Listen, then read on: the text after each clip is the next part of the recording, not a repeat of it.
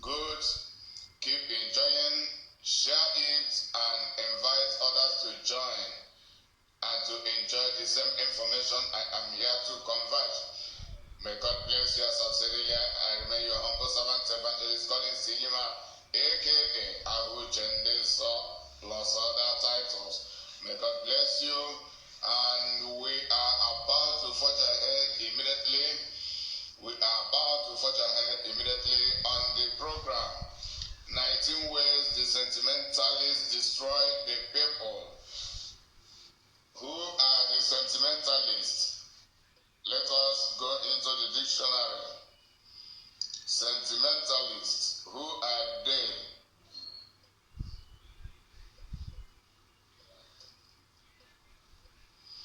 Who are the sentimentalists? So, a person who is sentimental, then I define sentimental, characterized by sentiment, a person or people who are characterized by sentiment, sentimentality or excess emotion. Then I define sentiment, a general thought, feeling, or sense. In other words, second definition, feelings, especially tender feelings, as part from reason or judgment. Feelings, especially tender feelings, as apart from reason or judgment, or a weak or foolish kind.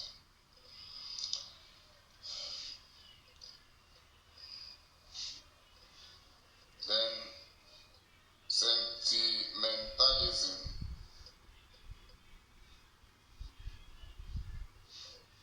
Sentimentalism, a liking for sentimental things, an overly sentimental thing or condition, battles or sentimentality. Third definition.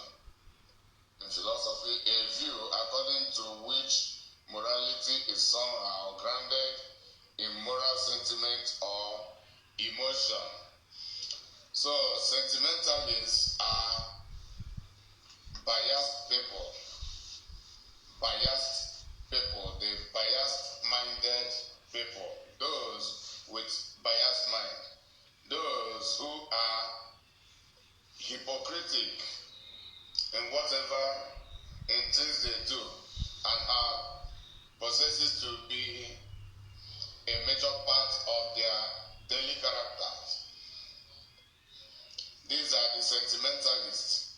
Then I am talking about 19 ways they destroy the people. Who are the people they destroy? Are the sentimentalists not people also? Of course they are. Of course the sentimentalists are part of the people. But we as humans, we have impact. We have impact. We convey or we profile to others, either negatively or positively. But it is very, very important that we create positive impact to influence others, to uplift others, to advance the causes and status of others, and to assist others achieve success and prosperity in life. It is utmost important. So, there are people who create negative impact in the lives and affairs of others, while there are people who create positive impact in the lives and affairs of others. There are a variety of kinds of people, and kinds of people are identified with their characters, with their major characters. Then the sentimentalists have been defined. The sentimentalists have been defined from the dictionary that they are people emotionally biased, emotionally compromised, and from that emotion they characterize portray it in their characters. Because if it is only emotional, we cannot conclude that they are sentimental until they do something to prove their sentimentality. It becomes obvious to everyone that these people actually are sentimental. At times, it may not be just once. It is always when it becomes a habit, a life pattern, or a hobby to such people that we conclude that they are sentimental. Now, I am talking about the ways they destroy others. And I have 19 ways, as you can see on the screen, and I have them on the list from this paper, which I'll be mentioning, and it is from points of reality, from biblical facts. It is not just according to my personal philosophy, but it is from the revelation from the word and wisdom of God. And while the program will be on, I will be verifying all these things from biblical facts, from Bible passages, and it will involve some biblical characters, some people whose names are in the Bible, and from statements made by some other Bible characters, and also from events that happen between such people. So this is from where I have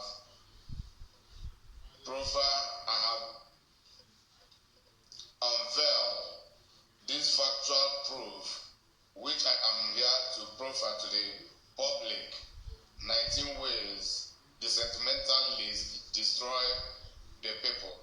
The people can be any group.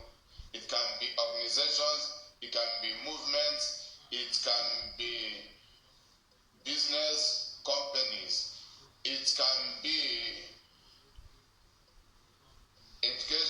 educational group of people, it can be students, it can be even the lecturers or teachers, it can be pupils, it can be church or religious members or companions. The people can be compatriots. They can be compatriots, our fellow countrymen and women, our fellow country people. These are some of the people. The people can be nations. They can be provinces in the lives of states and sub-regional and sub-regions under states. The people can be any group of entity. I'm here talking about 19 ways the sentimentalists destroy the people. It is important we know this, because most of us have been victimized by these sentimentalists, and on daily basis people are being victimized by these sentimentalists. The worst part of it is that people fall victim every now and then, and even falling victim to the same thing for which they have fallen before, for which they have suffered, suffering unwarrantedly, being innocent, just as a result of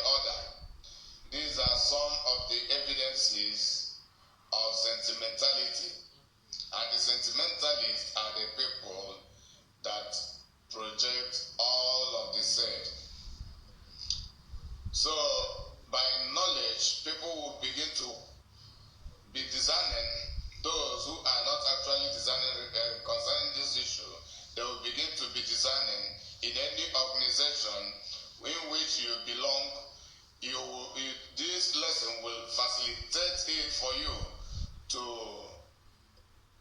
identify into recognizing the sentimentalists among you. You have them in your families. You have them in your communities. You have them in your churches. You have the sentimentalists in your education centers. You have them at your place of work. You have them in your business centers. You have them everywhere, even in the entertainment industries, even in the field of plays, where people go to play game. There are sentimentalists everywhere. And who can actually know them by their fruits? You shall know them by their character. You shall know them. And some of you, while I will be teaching, some of you will begin to identify all of the characters. And you'll be reflecting to one person or two or even more who have such characters as I've been mentioning. Different people having this character, one of them or two of them or more of them, and there are people who have numerous of the characters I'm here to make mention of and to prove it from the Word of God, which is the Bible. The Bible is the book of life. So human characters are all recorded in the Bible. As we search and get revelation, as the Holy Spirit ministers to us, opening our eyes to the mysteries of the Word, not according to the letter, but according to the Spirit. For the letter killeth, but the Spirit giveth life. It is from there we begin to understand. And the Bible is a book of psychology. There is no book of psychology greater than the Bible. When you dig deep, you see things beyond the physical letter you see. And when you understand by the grace of God, you become more prudent than a normal human being, because it will be the prudence of the Holy Spirit manifesting in you. You become extraordinary in reasoning, especially when you have the sincere heart, when you yourself is not compromised, when yourself are not compromised. You begin to reason beyond human capacity, understanding what the will of God is for all of us human beings, born when it is in our favor or against us. We have to accept that fact. It is thereby we begin to increase in the knowledge and wisdom of the Most High God. May God bless you. I have 19 of them, as I've said. 1. Judging partially against the less privileged and others. 2. Judging partially for their preferred ones and against others. 3. Exempting themselves from responsibility of being wrong. 4. Selfishly victimizing the innocent and less privileged with their partiality. 5. Prioritizing their selfish interest in their judgments. 6. Misguiding their proteges. 7. Vaguely concluding serious matters against the upright. 8. Pretending to love the truth but promoting their selfish lies.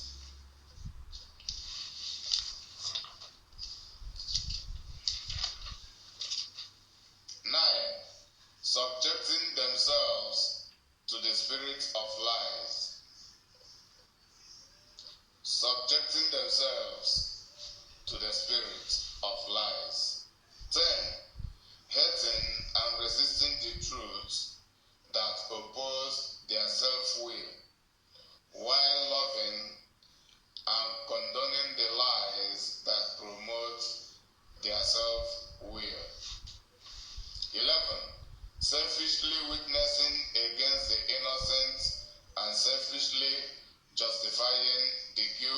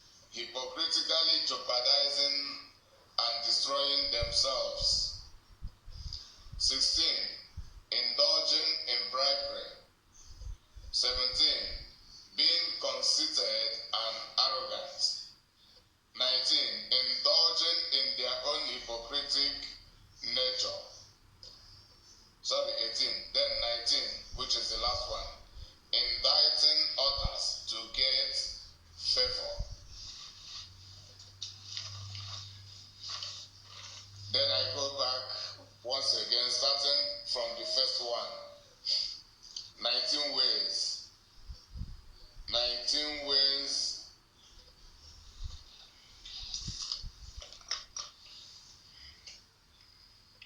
19 ways the sentimentalists destroy the people. 1. Judging partially against the less privileged and others.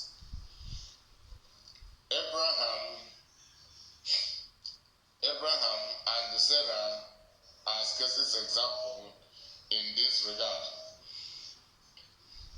Abraham and Sarah of the Bible as cases example, judging partially against the less privileged and others. That is Genesis chapter 16. I will read from verse 1 to 6 from King James Version. Now Sarai, Abraham's wife, bare him no children, and she had an handmaid, an Egyptian, whose name was Hagar. And Sarai said unto Abraham, behold now, the Lord hath restrained me from bearing. I pray thee, go in unto my maid. It may be that I may obtain children by her. And Abraham hearkened to the voice of Sarai.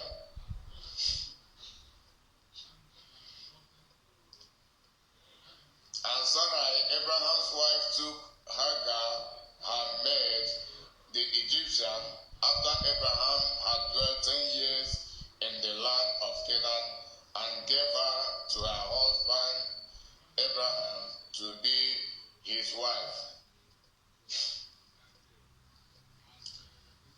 And he went in unto Hagar, and she conceived.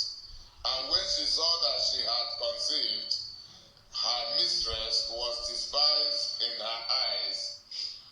And Sarai said unto Abraham, my wrong be upon thee. I have given my maid into thy bosom. And when she saw that she had conceived, I was despised in her eyes. The Lord judged between me and thee. But Abraham said unto Sarah, behold, thy maid is in thy hand. Do to her as it pleaseth thee. And when Sarai dealt hardly with her, she fled from her face. May God bless the reading of his word. Then before I continue, I want to use this little time to recognize you that are present. Chris O'Hary, all the way from UK, you're welcome. Chigoze Okambosa, you are highly welcome. Emmanuel Lede, and some other people whose name I saw before. So these two people now, Chigoze and Chris, are the people whose name are on the screen right now. John Emeka is also watching. All of you, I recognize you, I acknowledge you from my humble heart. So don't worry if I do not mention your name. I don't know how many people watching right now, but my regard to all of you. I am your humble servant, Evangelist Collins Inyima. So continuing with the first one, judging partially against the less privileged and others. Then the focal verses are verse 5 and verse 6 of Genesis chapter 16. Verse 5 and verse 6, I read once again. And Sarah said unto Abraham, my wrong be upon thee, I have given my maid unto thy bosom. And when she saw that she had conceived, I was despised in her eyes. The Lord judged between me and thee. And Abraham said unto Sarah, behold, thy maid is in thy hand. Do to her as it pleaseth thee. And when Sarah dealt hardly with her, she fled from her face. So these are the sentimentalists. Abraham and Sarah here were sentimental. This is to prove to us more and more that human beings are imperfect, but it is only when the Spirit of God take absolute control in the life of any person, the person will begin to progress in uprightness. But without the Holy Spirit, human beings are imperfect. This is Abraham and Sarah, the man and the woman who are the greatest role model of Christianity and Judaism and everything that has to do between a human relationship with the real God, God of Israel. These are the greatest role model, and we can see that they themselves, without the Spirit of God, we are imperfect. Likewise, all of us. In this case, Sarah was barren, and she suggested to Abraham to take their maid as Abraham's second wife, and Abraham did so. Then God, the maid Hagar, pregnanted, and Hagar was overwhelmed by pride that led her to begin to resent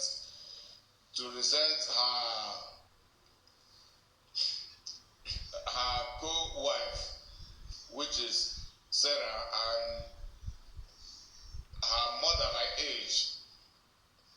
While she was insulted, she became disrespectful and resentful to Sarah.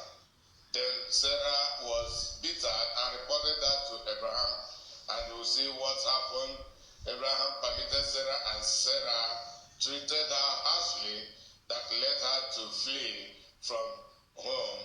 As this story continues, we are not to continue with the stories. Our emphasis here is to convey rightly that there are people who are sentimentalists, and one of their characteristics and one of the ways they destroy the people is their partial judgment, judging partially against the less privileged. Here, Hagar stands as a less privileged. No one could speak for her, no one could stand for her. The home is not hers. She was just a maid and had the opportunity to become the second wife, but out of her own pride and stupidity, she became resentful to Sarah, which led to her drifting away from home. She became homeless. She suffered for it. Nobody could speak for her. However, Abraham and Sarah were sentimental against Hagar because Sarah never reflected on the cost of making Hagar the second wife. And for her to have started it, she would have been ready to bear every consequences. And it is not justifiable that Hagar should be sent out from that home, sending her to where? Into a desert, if not for God's intervention. If at all Abraham married Hagar from his own will without the recommendation of Sarah, Sarah would have not had such authority to drive her away from that home. Neither Abraham. Rather, the solution should be Abraham settling the matter between the two wives. And in this case, that is exactly what Abraham should have done. And remember, this is someone's daughter whom Sarah had taken to be her maid. And as a result, she became second wife to Abraham. But rather than returning her to her parents, and it is also unjustifiable to return her to her parents being pregnant while she was given to them when she was not pregnant. And the man responsible for that pregnancy should also be responsible for that child and be responsible for everything, if not for God's intervention. So Abraham and Sarah here we are sentimental. Being sentimental is that is hiding their own weaknesses while concentrating on the weakness of Hagar. And this is the characteristics of many people today. This is one of the characteristics of many people today. And the majority of humanity are sentimental in this regard, judging partially against the less privileged, against those they feel they can humiliate, they feel they can intimidate, and nothing will happen against them.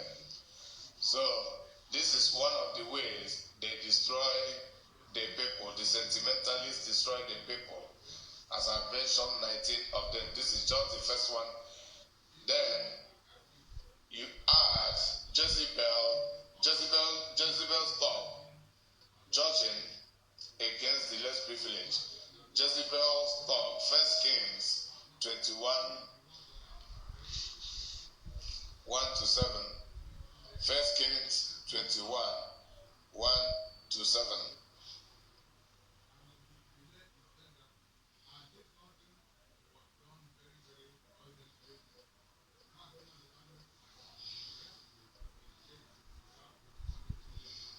And it came to pass after these things that Naboth the Jezreelite had a vineyard which was in Jezreel,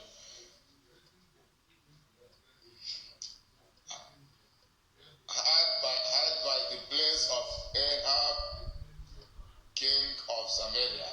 And Ahab spake unto Naboth, saying, Give me thy vineyard, that I may have it for a garden of herbs, because it is near unto my house, and I will give thee for it a better vineyard than it. Or if it seem good to thee, I will give thee the worth of it in money. And Naboth said unto Ahab, The Lord forbid it me, that I should give the inheritance of my fathers unto thee. And Ahab came into his house heavy and displeased because of the word which Naboth the Jezreelite has spoken unto him. For he has said, I will not give thee the inheritance of my fathers. And he laid him down upon his bed and turned away his face and would eat no bread. But Jezebel his wife came to him and said unto him, Why is thy spirit so sad, that thou eatest no bread? And he said unto her, Because I spake unto Naboth the Jezreelite, and said unto him, Give me thy vineyard for money, or else, if it please thee, I will give thee another vineyard for it. And he answered, I will not give thee my vineyard. Reading further, verse 7. And Jezebel his wife said unto him, Dost thou now govern the kingdom of Israel? Arise and eat bread, and let thy heart be merry. I will give thee the vineyard of Naboth the Jezreelite. Naboth was right by not giving Ahab his ancestral land to use as a garden. And there is nothing to worry about it. But Ahab was worried about it. Ahab was the person at fault. Now Jezebel had involved. Rather than Jezebel telling Ahab, who was sad for the response of Naboth, rather than blaming it on Ahab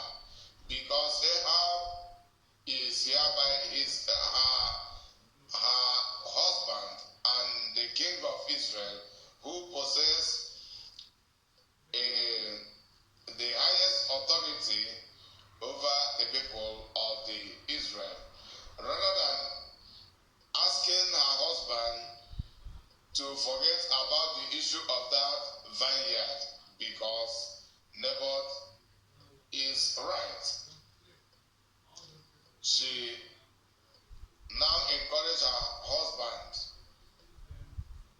to use his veto and use his authority against Naboth. And even if her husband should not be able to do that, she will execute it herself. And this is a partial judgment, because they were the king and the queen, and Naboth just a private citizen. They took advantage of their royal power over Israel, their power of rulership against Naboth. So this is a partial judgment. Jezebel did not say the truth, and she was supposed to blame it on her husband, or just to calm her husband, right, and tell just forget about it. But she chose to judge against Naboth. This is what I am talking about. But their partial judgment against the less privileged and against others. Then Isaiah 5:20. Isaiah chapter 5 verse 20 and verse 23 should be added as a more reference to the first one. Okay, yeah, to the second one as well.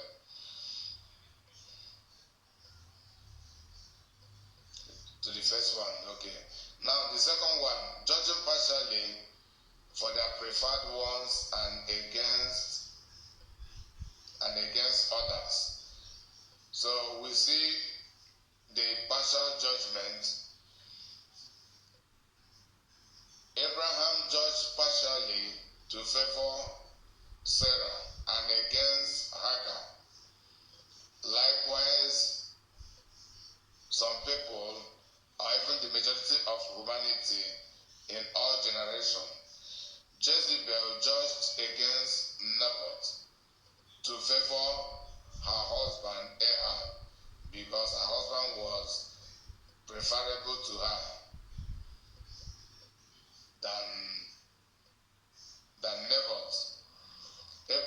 Sarah was preferable to Abraham than Hagar, and that is what compelled him to judge partially against Hagar.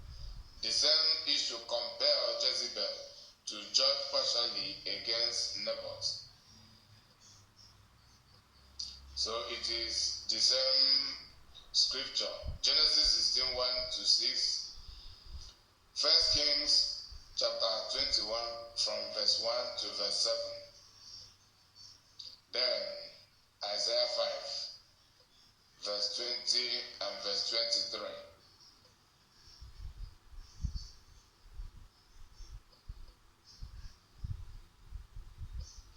Okay.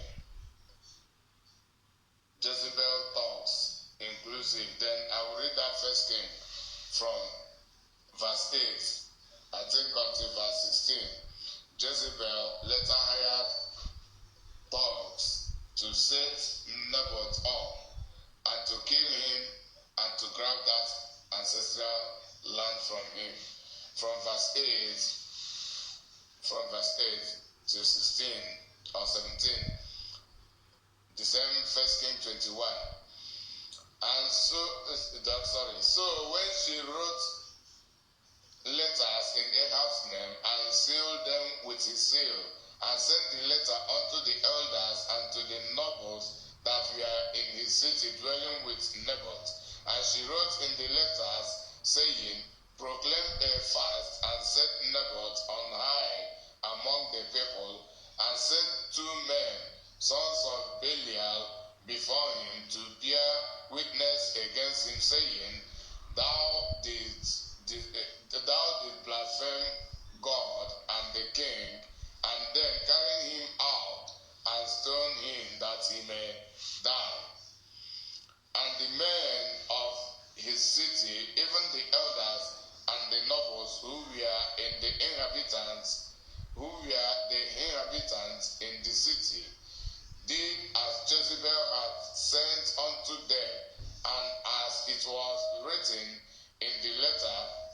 which he had sent unto them, they proclaimed a fast and set Naboth on high among the people.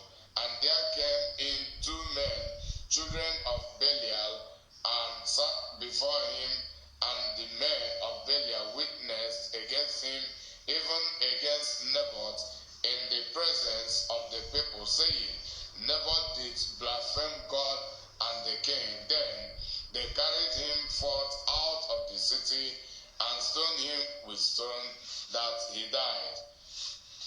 Verse 14, and they sent to Jezebel, saying, Naboth is stoned and is dead. And it came to pass, when Jezebel heard that Naboth was stoned and was dead, that Jezebel said to Ahab, Arise, take possession of the vineyard of Naboth the Jezreelite, which he refused to give thee for money, for Naboth is not alive, but dead. Verse 16, and it came to pass, when Ahab heard that Naboth was dead, that Ahab rose up to go down to the vineyard of Naboth the Jezreelite to take possession of it. So you have also seen it that Jezebel hired thugs to frame Naboth up, to kill him and to grab his ancestral land. Then these thugs also, as we see today, as we see every time, most thugs are sentimental. Many thugs get into assassination to kill people just because of their interest, what they will get, the money they will be paid, or the connection or the contract that will be awarded to them. Not because the person sending them is right, not because the person they are being sent against are wrong or is wrong, but it is because of their own interest. And we see the partial judgment. They were told to frame Naboth up, and they accepted. They even bear false witness against him. And you see, in the end, Naboth was killed. Likewise, all other people in our own time who have been victims of assassination, and these are sentimentalists. Every assassin is sentimental. So this is the character I am conveying here. So when we hear about who is a sentimental person, you know them by their partial judgment. Then you know them by their partial judgment, which is evident in humiliating others by judgment, and humiliating, oppressing the less privileged, of which Hagar is hereby is a case example, and then assassinating people as a result through their false witnessing and partial judgment, just because of their selfish interest.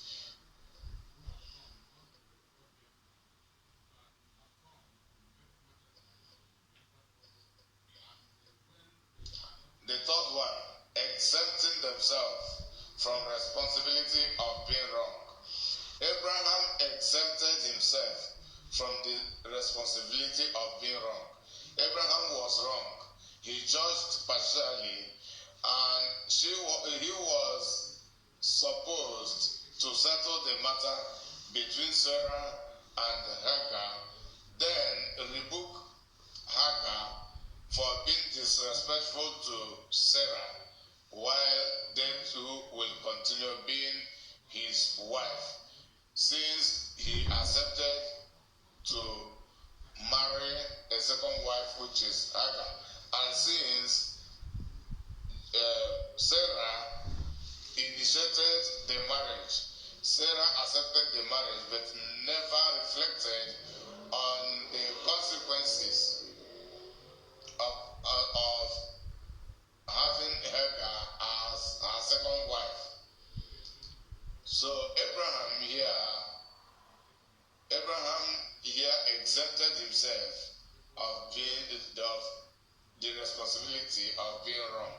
Abraham was wrong in that judgment and in the treatment he gave to Hagar, but pretended as if he was not wrong. This is the character of many people today, the sentimentalists, exempting themselves from the responsibility of being wrong. They do things and they are wrong, but they pretend. They change the narrative. They change everything they invent, blaming it on others or profiling others to be wrong, and most especially the victims.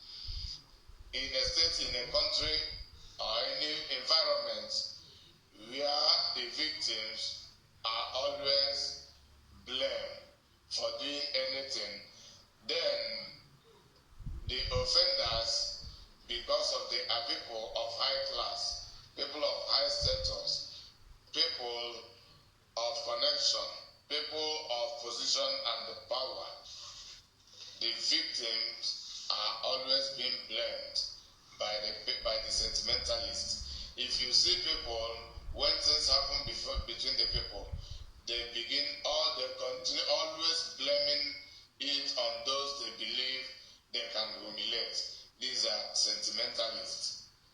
Those who believe that the rich or the leader or the elder is always right, even when they know that they are wrong, they still maintain that the less privileged or the younger or the victim should bear the responsibility of being wrong. This is exactly what Abraham did, which is not good for him. So all those characters is today to you and I components of our daily lessons, because we learn to improve our lives, to improve the lives of others, to handle matters very diligently, for us not to complicate issues more and more, but for us to excel successfully in life.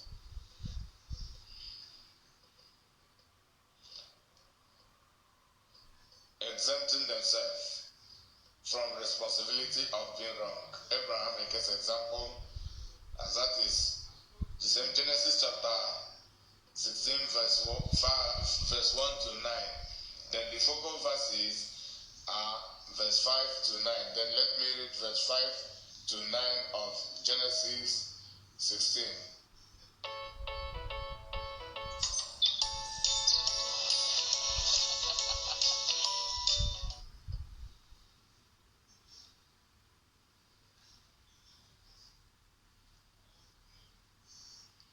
I will read verse 5 to 9 of Genesis 16.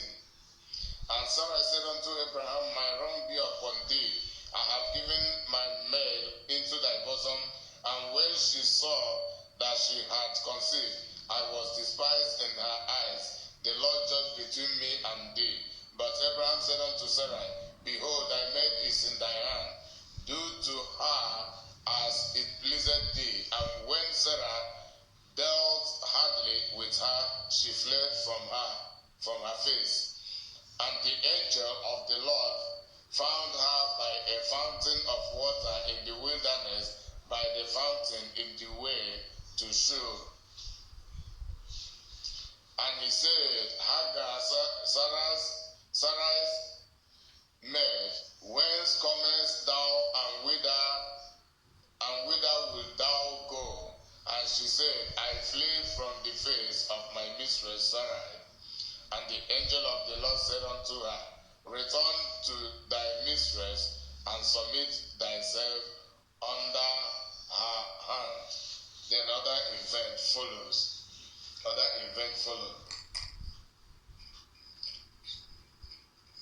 From here we have seen God's intervention by sending angel to meet with Hagar and to advise her to go back, to apologize to Sarah and humble herself to Sarah. And this is exactly what Abraham should do, but he failed to do so.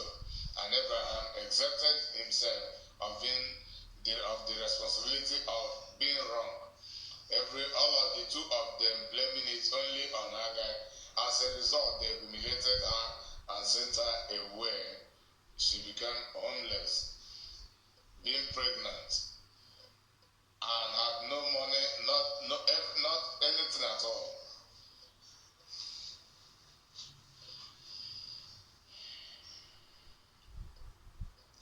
The fourth one, selfishly victimizing the innocent and less privileged with their partiality. And this is one of the characters Abraham portrays here, Sarah as well, Jezebel and her thoughts. This is the character they portray, the Jezebel and her thought. And Ahab, sentimental prophet, selfishly victimizing the innocent and the less privileged as Naboth was completely innocent and Micah was completely innocent. Micah is a prophet.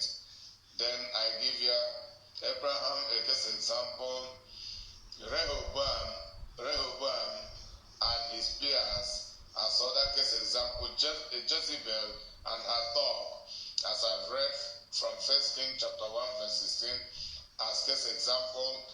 Then Ahab and his sentimental prophet as other case example. But I'm going to read two places here. I'm going to read 1 Kings chapter 12 verse 1 to 17. 1 Kings 12 verse 1 to 17.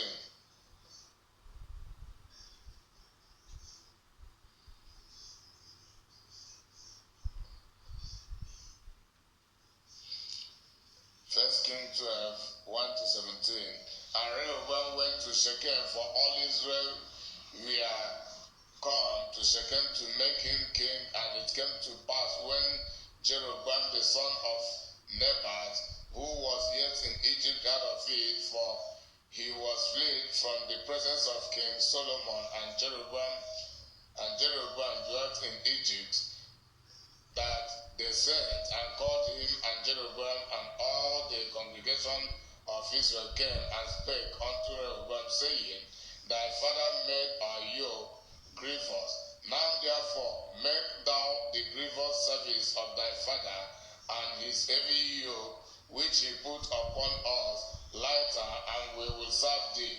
And he said unto them, Depart yet for 3 days, then come again to me. And the people departed. And King Rehoboam consulted with the old men that stood before Solomon his father while he yet lived, and said, How do ye advise that I may answer these people? And they spake unto him, saying, If thou wilt be a servant unto these people this day, and will serve them, and answer them, and speak good words to them, then they will be thy servants forever. But he forsook the counsel of the old men, which they had given him, and consulted with the young men that were grown up with him, which stood before him.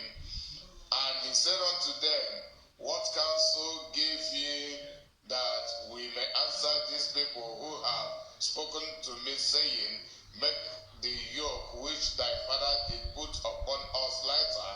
The young men that were grown up with him spake unto him, saying, Thus shalt thou speak unto these people that spake unto thee, saying, Thy father made our yoke heavy, but make thou it lighter unto us. Thus shalt thou say unto them, My little finger shall be thicker than my father's loins. And now, whereas my father did lay you with a heavy yoke, I will add to your yoke.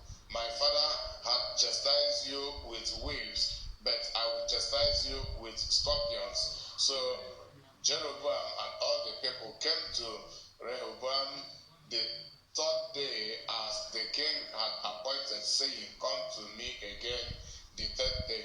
And the king answered the people roughly and forsook the old men's counsel that they gave him, and spake to them after the counsel of the young men, saying, My father made your yoke heavy, and I will add to your yoke. My father also chastised you with whips, but I will chastise you with scorpions. Wherefore the king hearkened not unto the people, for the cause was from the Lord, and that he might perform his saying, which the Lord spake by Ahijah the Shilonite unto Jeroboam the son of Nebat. So when all Israel saw that the king hearkened not unto them, the people answered the king, saying, What portion have we in David? Neither have we inheritance in the son of Jesse. To your tent, O Israel, now see to thy own house, David. So Israel departed unto their tent. But as for the children of Israel, which dwelt in the cities of Judah, Rehoboam reigned over them. So I'm talking about selfishly victimizing the innocent and the less privileged with their partiality. That is one of the characteristics of the sentimentalists and one of the ways they destroy the people. These are the entire Israelis serving under tyranny of Solomon. Now Solomon had died and was succeeded by his son Rehoboam. Then they met with Rehoboam, demanding restructure of the system. Then the Rehoboam refused. Finally, the Israelis decided for a total breakaway from Rehoboam, and that caused the division of the Israel kingdom as at that time. So we heard two sets of people advising the king Rehoboam, and he forsook the advice of the upright, the honest elders, and employed the advice given to him by his peers. His peers and himself are the people who were enthusiastic to continually victimizing these people, and through their partial judgment, they judged partially against the people. And they knew quite well that Abraham's rulership over the people was vigorous, was very, very uneven. And rather than making amendment for better, then they decided they should continue to victimize the people, even to increase the victimization. So I am here talking about the characteristics of the sentimentalists, which characteristics which are ways of victimizing and destroying the people in different aspects, people of different aspects as well. Ahab, sentimental prophets. Even among the prophets, there are sentimental prophets, and we are going to see it from points of reality. Ahab, Jezebel, and their thoughts. We are part of it. Abraham and Sarah, as a case example, selfishly victimizing the innocent and the less privileged with their partiality. In this segment, we are once again going to see Ahab's sentimental prophet. The same 1 Kings chapter 22. 1 Kings chapter 22. We are going to see Ahab's sentimental prophet. 1 Kings chapter 22 from verse 14 to verse 28.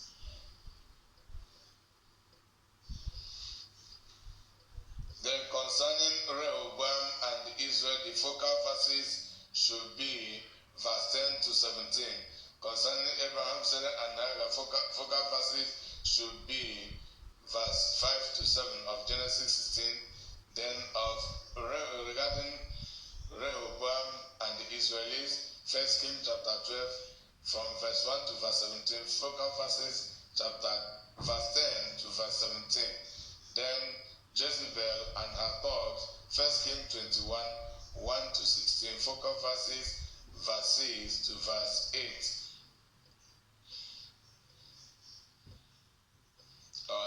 Verse 10 to verse 16. Then Ahab and his sentimental prophet, 1 King chapter 22, verse 14 to verse 28. I read, and Micaiah said, as the Lord liveth, what the Lord said unto me, that I will speak.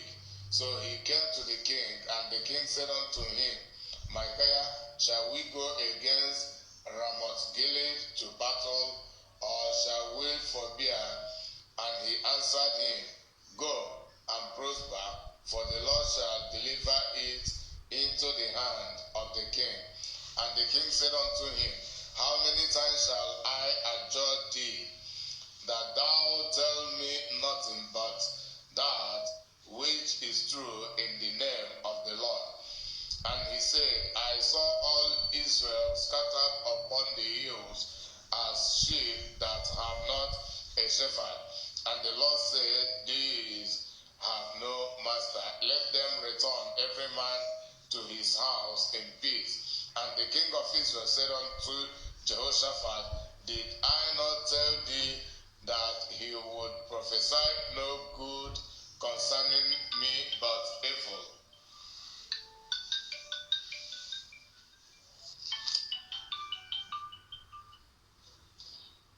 Hello, Martinelli.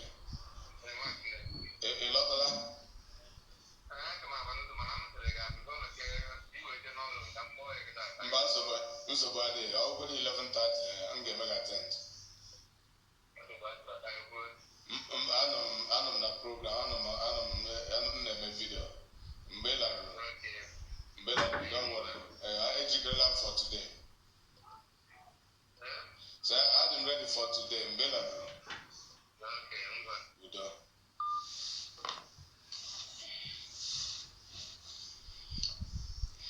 Verse 16, and the king said unto him, how many times shall I adjure thee, that thou tell me nothing but that which is true in the name of the Lord?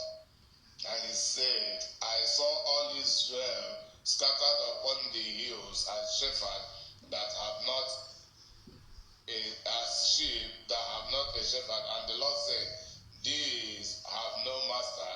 Let them return every man to his house in peace. And the king of Israel said unto Jehoshaphat, did I not tell thee that he would prophesy no good concerning me but evil? And he said, hear thou therefore the word of the Lord. I saw the Lord sitting on his throne, and all the host of heaven standing by him on his right hand and on his left. And the Lord said, who shall persuade Ahab that he may go up and fall at Ramoth Gilead? And one said on this manner, and another said on that manner. And there came forth a spirit and stood before the Lord and said, I will persuade him. And the Lord said unto him, wherewith? And he said, I will go forth, and I will be a lying spirit in the mouth of all his prophets. And he said, thou shalt persuade him and prevail also. Go forth and do so. Now therefore, behold, the Lord hath put a lying spirit in the mouth of all these thy prophets, and the Lord hath spoken evil concerning thee. But Zedekiah, verse 24, but Zedekiah, son of Chenana, went near and smote Micaiah on the cheek, and said, which way went the Spirit of the Lord from me to speak unto thee? And Micaiah said, behold, thou shalt see in that day, when thou shalt go into an inner chamber to hide thyself. And the king of Israel said, take Micaiah and carry him back unto Ammon, the governor of the city, and to Joash, the king's son, and say, thus said the king, put this fellow in the prison, and feed him with bread of affliction, and with water of affliction, until I come in peace. And Micaiah said, if thou return at all in peace, the Lord had not spoken by me. He said, hearken, O people, every one of you. So we see the sentimentalists. This is the key verse. When you read the entirety of 1 Kings 21, not living in the entirety because it is too long, read it to verse 40. If you read it from verse 1 to 40, you see it is Ahab preparing to go for a war. As the system is, before Israel will engage into any war, they will first consult the prophet to hear the word of God through the prophet, whether they will be successful with the war they want to engage in or not. Then upright prophet Micaiah spoke, and sentimental prophet spoke, being possessed by the spirit of lies. And you see Micaiah, who said the truth, is hereby persecuted, being victimized. He was in prison and maltreated, and Ahab, the commander of Ahab, while they promised they would deal with him more seriously if they return from that war, but Micaiah was assuring them that the war would not be successful. And they later went. And in the process of that war, Ahab died. Ahab died. But I'm talking about through their sentiment, they jeopardized those prophets, the sentimental prophet, jeopardized the life of Micaiah, the upright prophet. They jeopardized, they victimized Ahab, the king. They victimized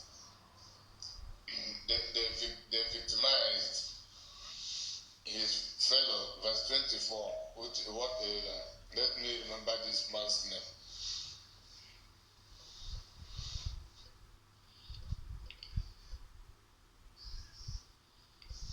Okay, Zedekiah, verse 24, Zedekiah. They victimized Zedekiah. The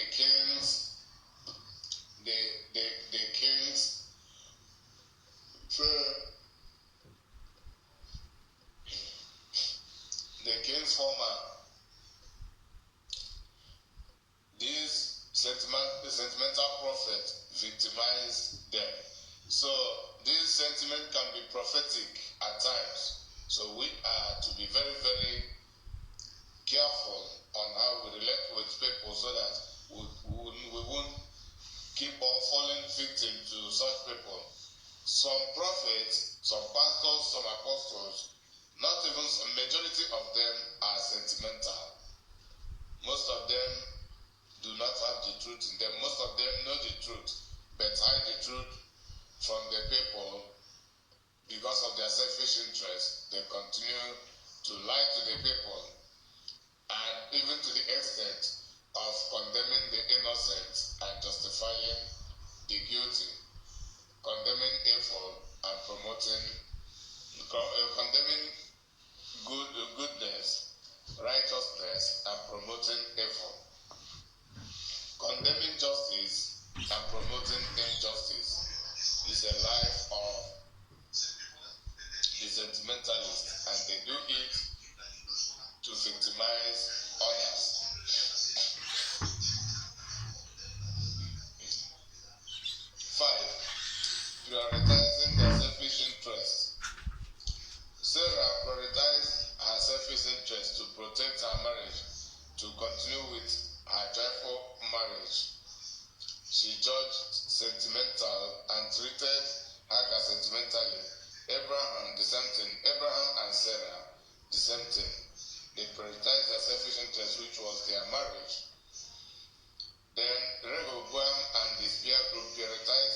their selfish interests, which was financial and labor extortion they had over the Israel.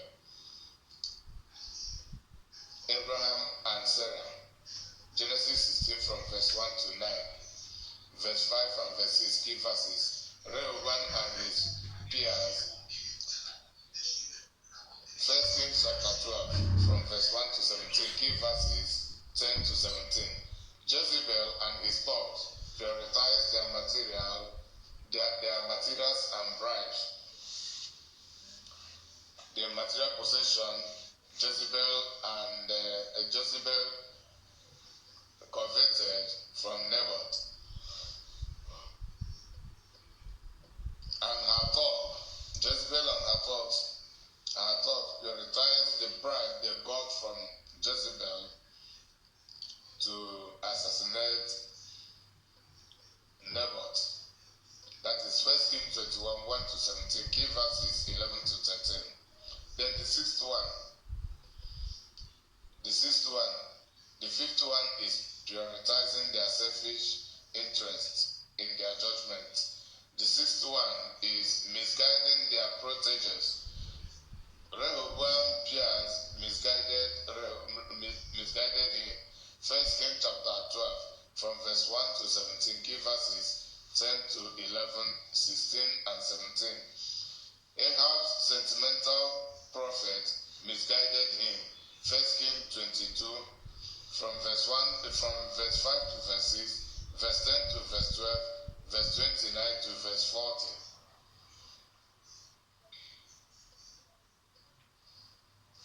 7. Vaguely concluding serious matters against the upright. Ahab's sentimental prophet vaguely concluded against Micaiah by saying that God did not actually told Micaiah what was to come to pass. 1 Kings chapter 22 from verse 1 to 6 and verse 13. They vaguely concluded against the upright, of which Micah represents. 8. Pretending to love the truth, but promoting their selfish lies. Ahab and his sentimental prophet. 1 Kings chapter 22, 13 to 18. Let me read 13 to 18. 1 Kings chapter 22, 13 to 18.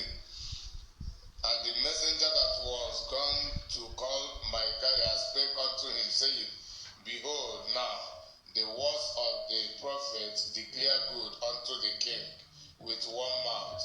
Let thy word, I pray thee, be like the word of one of them, and speak that which is good.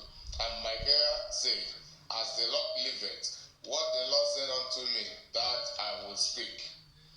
So he came to the king, and the king said unto him, Micaiah, shall we go against Ramoth Gilead to battle, or shall we forbear? And he answered him, Go and prosper, for the Lord shall deliver it unto the hand of the king. Micaiah was here testing the king. In verse 16, the king said, and the king said unto him, How many times shall I adjure thee, that thou tell me nothing but that which is true in the name of the Lord? The king, sentimental king Ahab, and his sentimental prophet and his sentimental co-fighters pretended to love the truth, but they pretended to love the truth, but promoting their selfish interest. Then verse 17, as you see, and he said, I saw all Israel scattered upon, this is Micah, the upright prophet, the sincere prophet. Verse 17, and he said, I saw all Israel scattered upon the hills, as sheep that have not a shepherd. And the Lord said, These have no master, let them return every man to his house. And the king of Israel said unto Jehoshaphat, Did I not tell thee that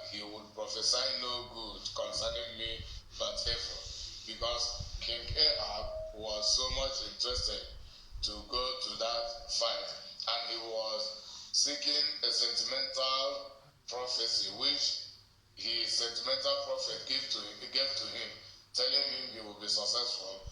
But Micaiah said otherwise, that he will not be successful. But he pleaded that Micah should tell him the truth. When Micah told him the truth, he became annoyed and began to complain. This is a characteristic of the sentimentalists, and it is one of the ways they destroy the people.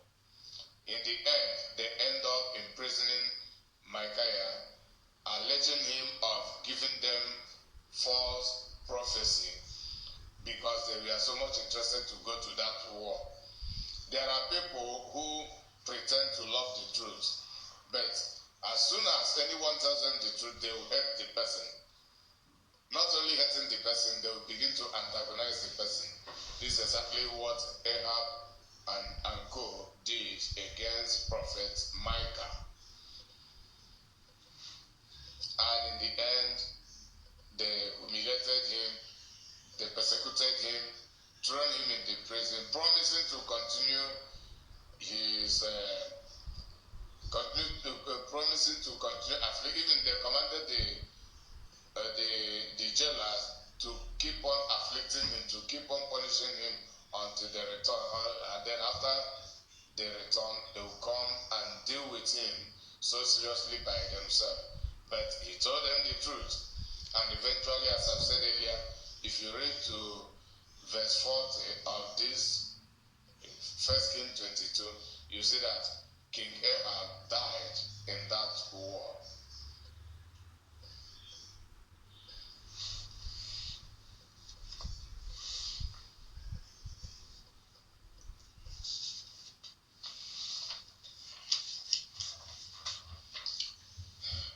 We are on the 9th one.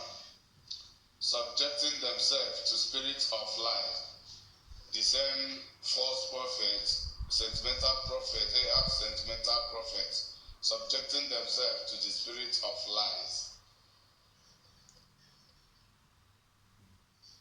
Sentimentalists, in the guise of prophets and secular people, they are possessed by the spirit of lies. That is 9. 1 Kings chapter 22, verse 19 to verse 23. Verse 19 to verse 23 are the key verses. Verse 19 to verse 23. And he said, Hear thou therefore the word of the Lord. I saw the Lord sitting on his throne, and all the host of heaven standing by him on his right hand and on his left. And the Lord said, Who shall persuade Ahab that he may go up and fall at Ramoth Gilead? And one said on this manner, and the others said on that manner. And there came forth a spirit and stood before the Lord and said, I will persuade him.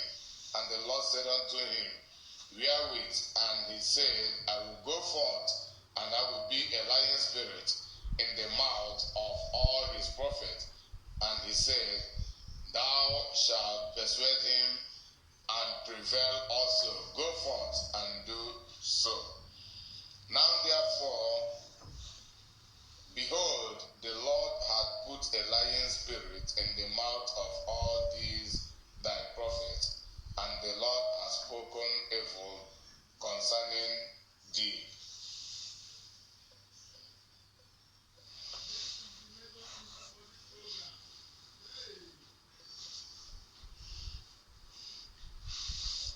Excuse me.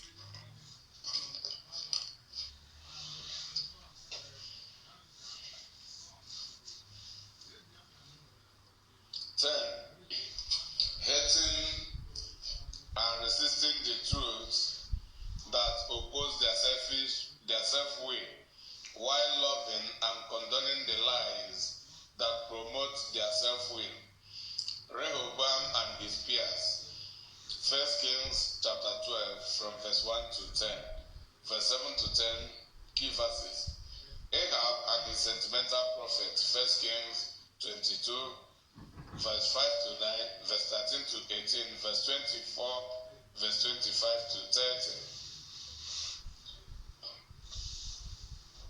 30. 11. Selfishly witnessing against the innocent and selfishly justifying the guilty. Jezebel and her talks. 1 Kings 21, verse 1 to 17. Key verses, verse 11 to 13.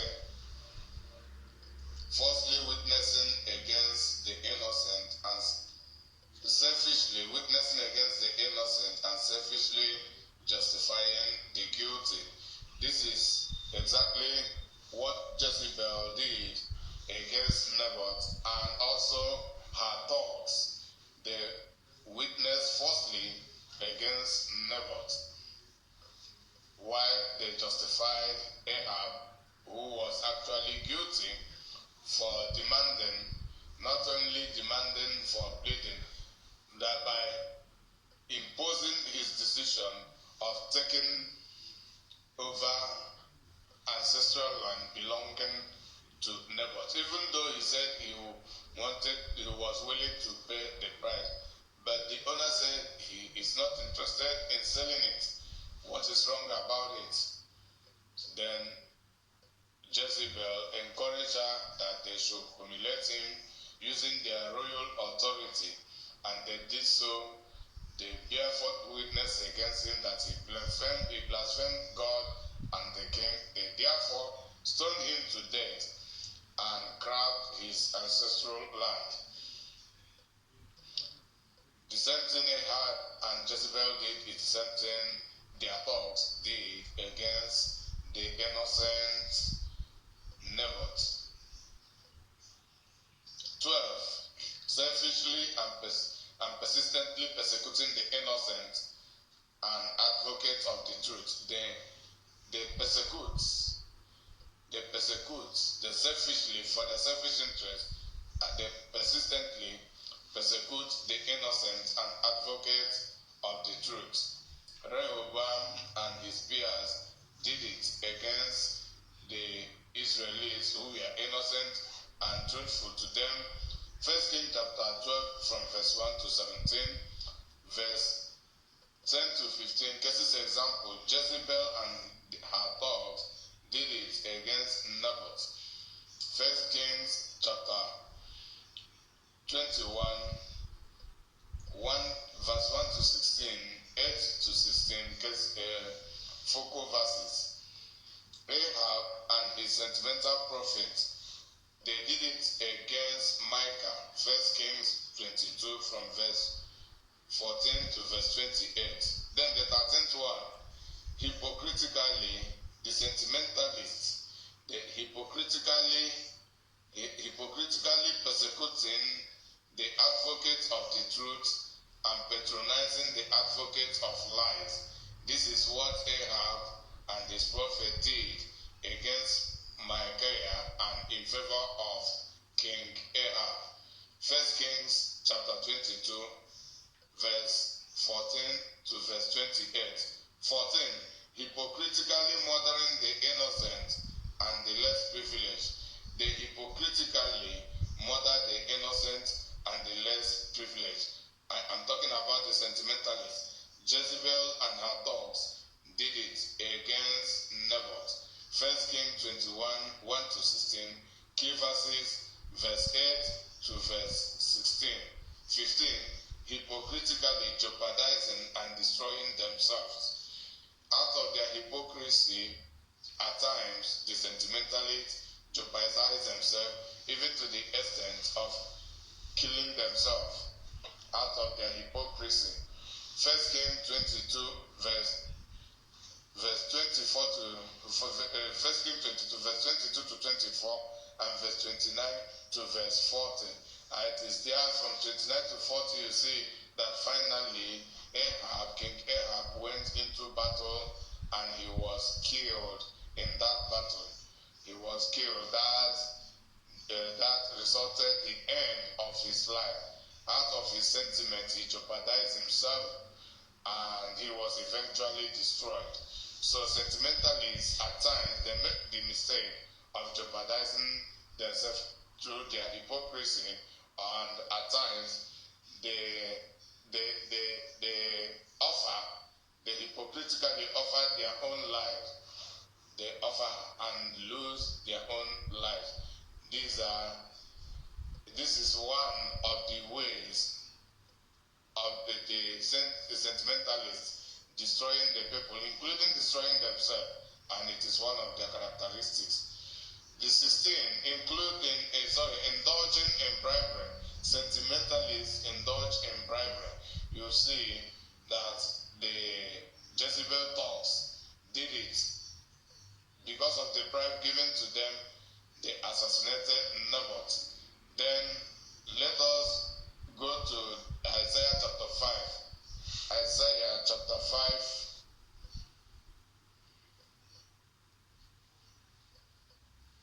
Isaiah chapter 5, verse 20,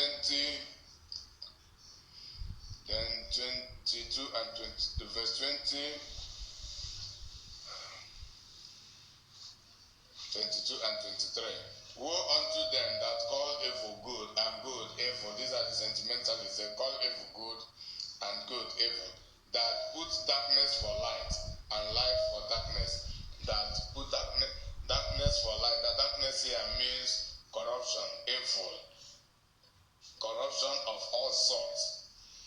They put it for light. They present it to be good, to be righteousness. Why they put light as darkness? This light means truth. The light means good attitude. The light means honesty. The light means uprightness. The light means transparency.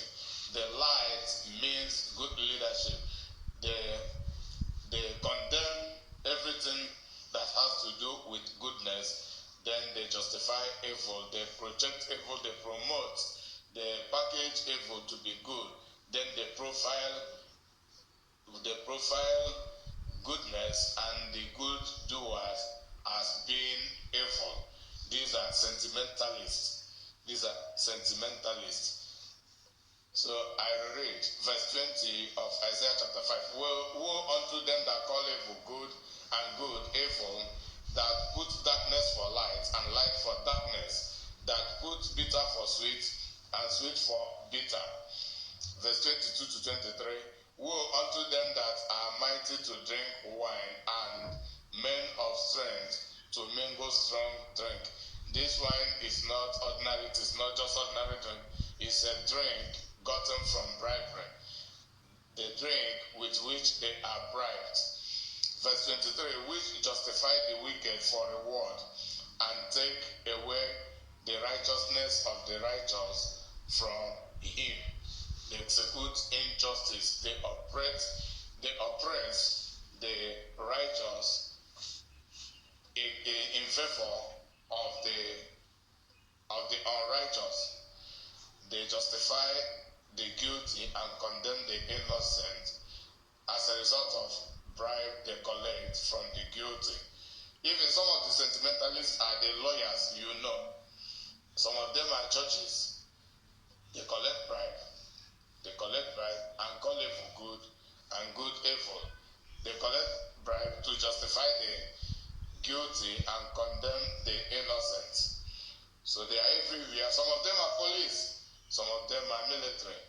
Some of them are those even office workers with ties, looking so gentle. Some of them are pastors, prophets, schoolmates, business associates, even family members, household members. Some of the household members are sentimentalists. 17, being conceited and arrogant. The same chapter 5 of Isaiah, verse 20 to 21. Being conceited and arrogant. Woe unto them that call evil good and good evil, that put darkness for light and light for darkness, that put bitter for sweet and sweet for bitter. Woe unto them that are wise in their own eyes and are prudent prudent in their own sight. They are wise in their own sight. They are conceited.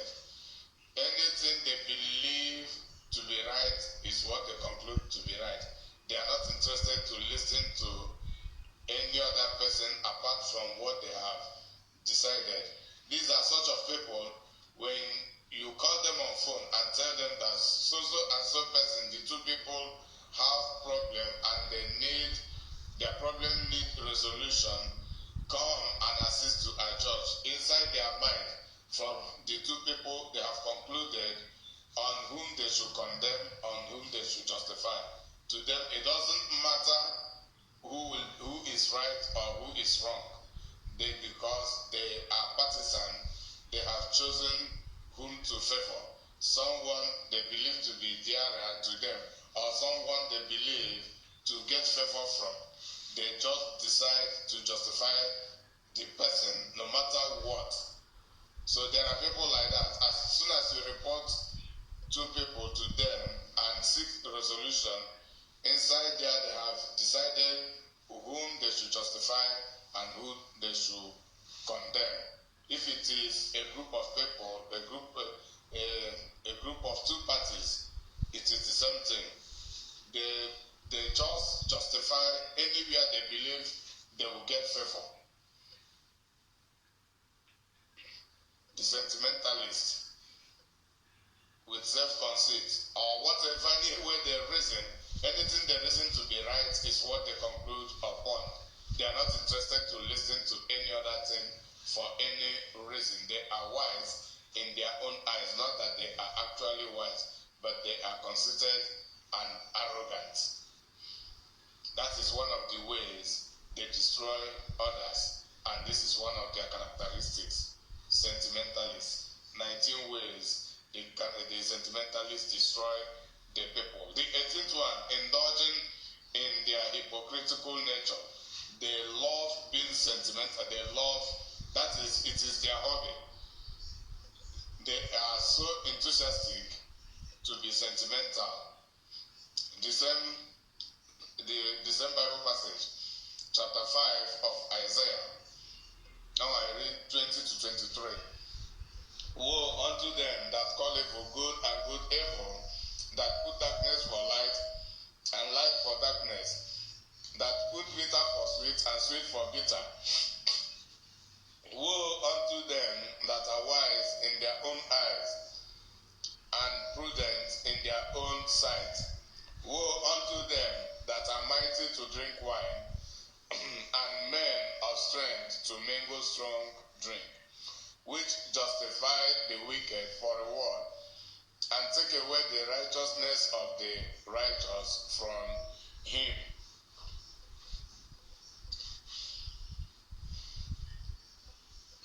The last one, indicting others to get favor. They indict others.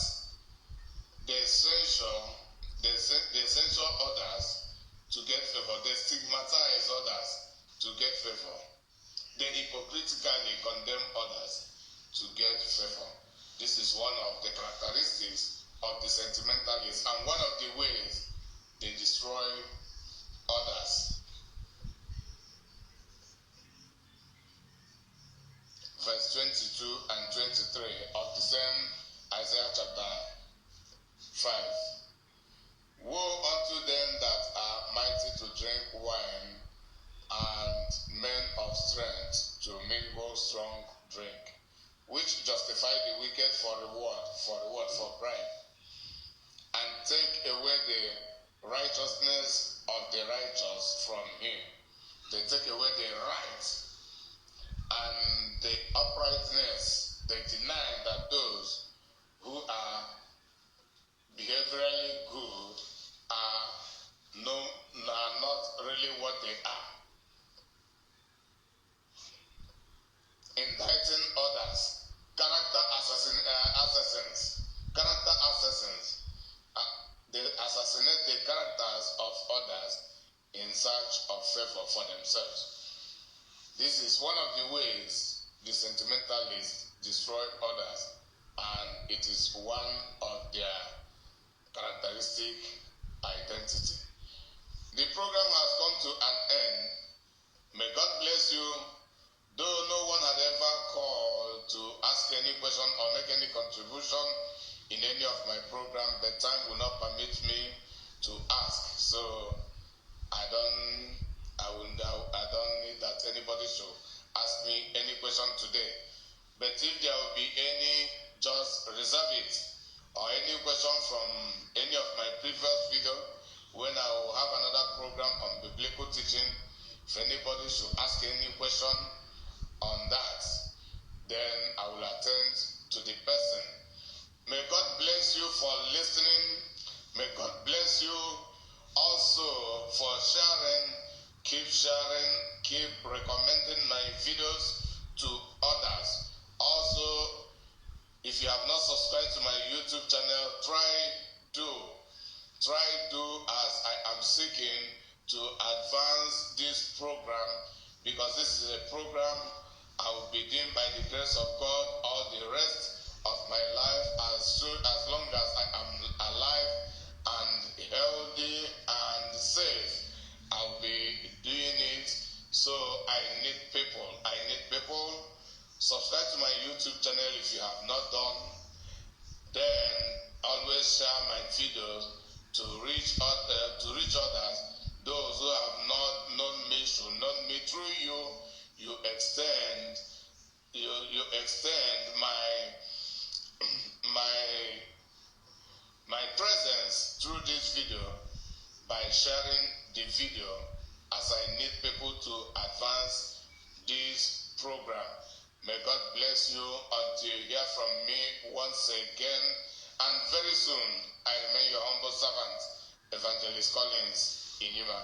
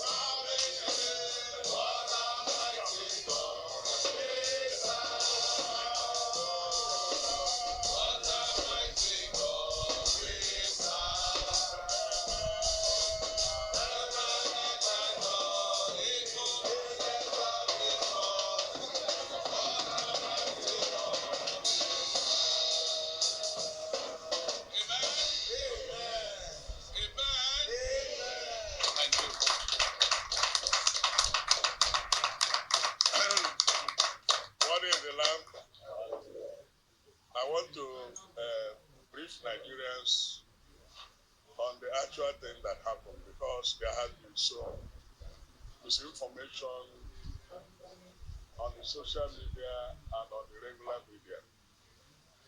What happened was that I went to Isuochi for the induction of the national officers of the Methodist Brigades. We arrived on Saturday. On Sunday, we concluded the service, and in order to catch up with my flight, along with my chaplain, at 4:30, we took off by 2 to go to the airport, oblivious of the fact that kidnappers were waiting on the road.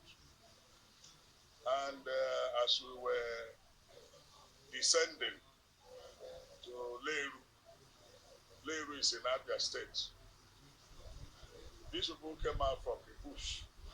They divided themselves into 3 places. Some people were at the back, some people were at the center, those who shot, who fired at us. And there was another group in front. To make sure that we didn't run away, they fired shots at our vehicle. And eventually, they abducted us, 3 of us. The communication man of the church was able to escape. The driver was able to escape. They captured the Bishop of Owerri and my chaplain, took us into the bush and were torturing us. In fact, it was in the process of that torture that I hit my right eye on a tree. And even when blood was flowing and it was soaking my handkerchief, they didn't feel like anything happened. All they said that we should follow them, that they are not actually against Nigerian citizens, they are against the government.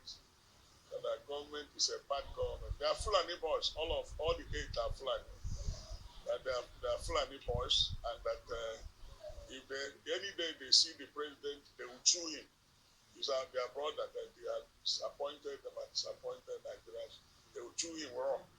Or any of his representatives, they will chew him raw. Well, I said, well, even though I'm part of government, but I'm a church man. I'm a man, Christian. I'm not a government official. They said, okay, that is what has saved you. He would have killed you outright without asking for any ransom. But now that you're a church man, let's go inside the bush. So we moved and trekked up to 15 kilometers. But I knew that it was from my area. I knew that we were rigmaroling and winding, going up, going down, going up. And eventually at 11 p.m., they said, okay, now we negotiate. Each of us will pay 50 million, and we're going to pay 150 million. I thought it was a joke. I said, we are going to pay 10 million. They said, what? Don't say that. They lifted up their knife to cut me. I said, please hold on. They said, we are not going to change it. They are going to pay us 150 million. Eventually, they said, okay, because you are a father. And these boys are between 18, their leader is about 35 years. I told them, all of you are younger than my own daughter and my own mom, even my son. So you are younger than them.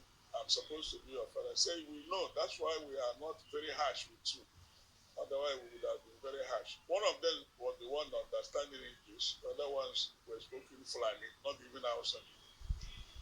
So they now say, okay, Oga, let us tell you what we do. So then they have taken my episcopal ring, because it's gold-plated. They have taken my wedding ring. They have taken this thing. They said, and they took one and sacked our bag and took all the money. They said, okay, do you know what to do? Pay us 100 million. It's not negotiable. If you talk, we shoot you, kill you, and forget about the money and kidnap others. I said, okay, we will pay you 100 million. So they said, after some time, they said, where is the money? I said, this is Sunday night now. How can we get money this night? And you know that there is this seat at home in Igbo land. You can't afford the money now. Be patient till morning. We make contacts. Then we make contacts within and around Imo and Abia. Make contact from our SOC. My wife's line was not going, so I know she must have been very depressed and confused. So eventually I was able to get her. I told her my life, nothing had happened. I told my wife I'll be released, but it's a matter of time. And she told me she had already gathered people to pray. So they were praying. Now, at the time they said we are delaying them. My bishop of Owerri, they laid him on something, and somebody raised knife that they're going to cut off the head. Now the blood will spill on me, and then I'll know they're serious. The other one pointed to I said, don't give it money, we will raise the money for you. So, but the irony of it, what paid me most was where they were situated. The soldiers, all of Fulani extraction, Nigerian soldiers, they were there at Lomara Junction. And these boys were going behind them. Meanwhile, they kept their cows somewhere, numbering about 200, somewhere, down, with some people, and they're all together. People were taking care of the cows, but they were, parading us in the bush until finally they settled somewhere. They said, when are you bringing the money? I said, by 12 noon, I will call the people I contacted whether the money had been raised. And I called them. They are gathering the money, and they had it. They said I will use my phone to talk, that they can't use their phone. They don't want to be tracked. So if I use their phone, the security of forces will track them down. Then I used my phone. I negotiated. I told my people, they say we are raising money. Somebody mentioned we have raised 30 million. I said, SOC, please, any money in the office. Life is more important than money. Transfer it to a certain account. Let's pay them that 100 million. And eventually, by 3 p.m., they say, call your people. And I called them. The man that picked the phone said, we have raised 130 million. I said, please, give them 100 million. And the package, they said, their leader said, package the money. Their leader was born in Igbo land. He's a boy from Sudan, but the parents had died. He was born in Igbo land. She said he was born around Omai Hamushu, where the father was a cow dealer, cow. The boy understood Igbo. When I was talking to Bishop Mike in Igbo, he said, "Are we working as well?" He said, "I'm a Igbo. No, so stop talking Igbo here. Think we are joking with you. I will beat you." So don't beat me, I'm an old man. So eventually, in fact, they pointed gun at us. We were the middle as criminals. And they were pointing all their guns on us. And they said, if you involve security men, if you involve police or soldiers or DSS, we will kill you because our life will be at risk. We kill you first. They said, down there, once you did that gun, there are 7 decomposing bodies there. In fact, we cut off their head. They are there. So if you like, but we're receiving the order of killing the human beings.